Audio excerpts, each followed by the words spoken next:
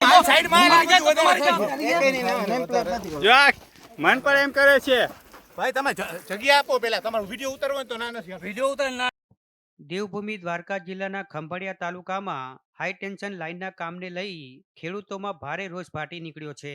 ફોટ અને લાલુકા ગામની સીમમાં ચાલી રહેલી કામગીરી દરમિયાન ખેડૂતો સાથે બળજબરી અને દમન થયાના આક્ષેપો સામે આવ્યા છે. વાયરલ થયેલા વિડીયો ફૂટેજમાં પોતાના હક અંગે પ્રશ્ન પૂછનાર ખેડૂતોને ખેતરમાંથી પોલીસ દ્વારા હટાવવામાં આવતા હોવાના દ્રશ્યો ચર્ચાનો વિષય બન્યા છે. ખેડૂતોનો આક્ષેપ છે કે તેમની સાથે ધક્કામુક્કી કરવામાં આવી હતી અને વિરોધના અવાજને દબાવવાનો પ્રયાસ થયો હતો.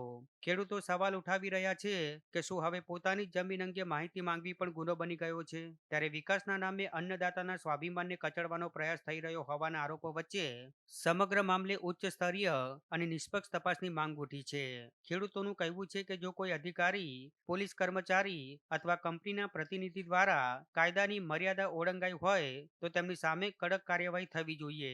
ત્યારે હાલ સમગ્ર મામલો જિલ્લામાં ચર્ચાનો વિષય બન્યો છે અને ખેડૂતોમાં ભારે રોષનો માહોલ જોવા મળી રહ્યો છે. મારું નામ ગાગિયા સુરેશભાઈ દેવતભાઈ, ગામ લાલુકા. આ વીજ કંપની વાળા જબરજસ્તી મારામાં તાર બાંધી ગયા છે અને પોલીસ વાળા પણ વેજાણંદભાઈ ની અટકાયત કરી અને પોલીસ સ્ટેશનની જબરજસ્તી સહી લીધેલ છે અમારી પાસેથી. ના, કોઈ જાણ નથી કરી. કોઈ વળતર ની કે કોઈ નોટિસ કે કોઈ નથી. અમારી માંગ આ બસ વળતર મળે એ પૂરેપૂરી.